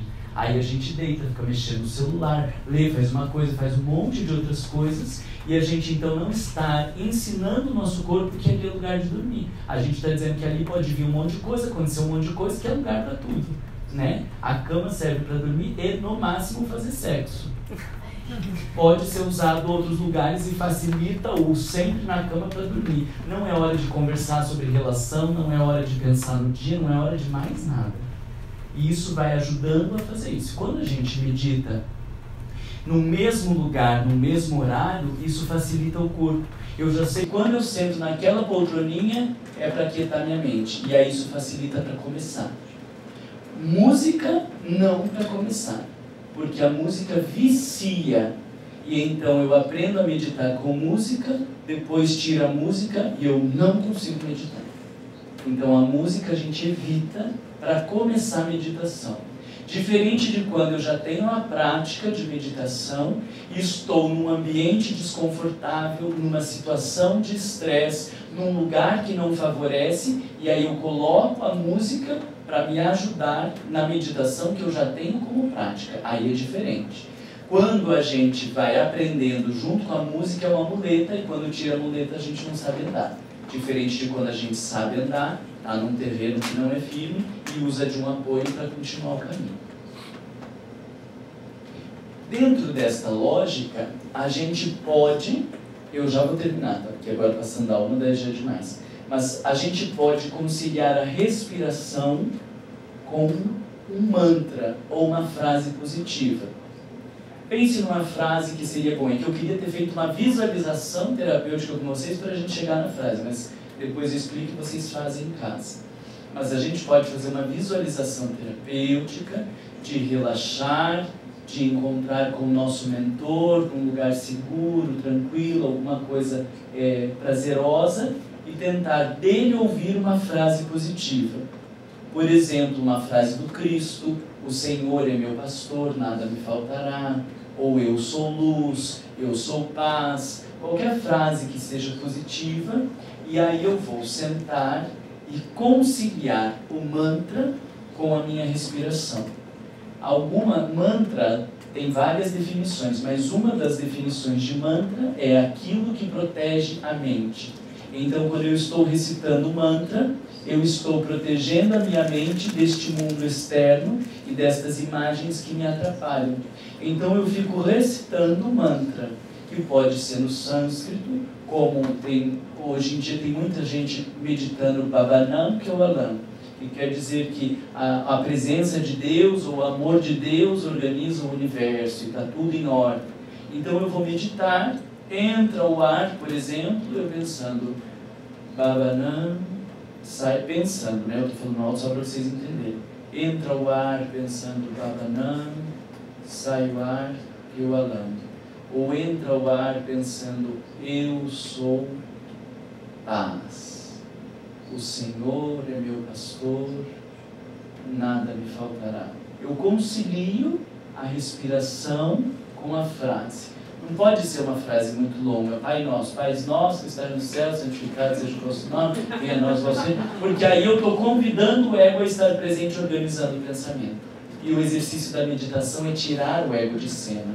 Então eu estou num ambiente confortável, o corpo relaxado, num exercício pacífico e repetitivo, como se eu estivesse tentando convencer o ego. Pode ficar quieto que agora está tudo sob controle. E é neste movimento de tirar o ego de cena que o self, o inconsciente, consegue organizar o psiquismo e se manifestar. Então, eu encontro uma frase e concilio com a minha respiração. Eu posso fazer meditação só com a respiração. Eu posso fazer meditação com a respiração, deixa eu ver se eu trouxe aqui, olhando para uma vela. Então isso é para quem é visual, facilita. Eu sento em frente a uma vela, posso pôr a vela mesmo, ou posso deixar uma imagem como essa, e eu estou aqui respirando e olhando para a vela. Respirando e olhando para a vela. Até que em determinado momento eu consigo fechar os meus olhos e continuo visualizando a vela. E aí eu vou entrando num estado meditativo, onde a minha atenção está plena, centrada na vela. Quando eu consigo fazer isso, é sinal de que o ego está relaxando, perdendo o controle, e eu consigo um contato mais profundo. Então pode ser uma vela, pode ser uma imagem de Jesus, mas não é a postura analítica. Meu Deus do céu, mas tem 4 dedos que parece que tem aqui. Será que ele pintou a unha, não pintou? Está meio sujinha essa roupa, né? Ou pode ser um brilho? Não é isso. Você olha para a imagem como um todo. E depois de um tempo que você está nesse estado contemplativo da imagem, você fecha os olhos e você continua vendo a imagem e a sua atenção está plena nesta imagem, conciliando com a sua respiração. Isso é a âncora para o estado meditativo.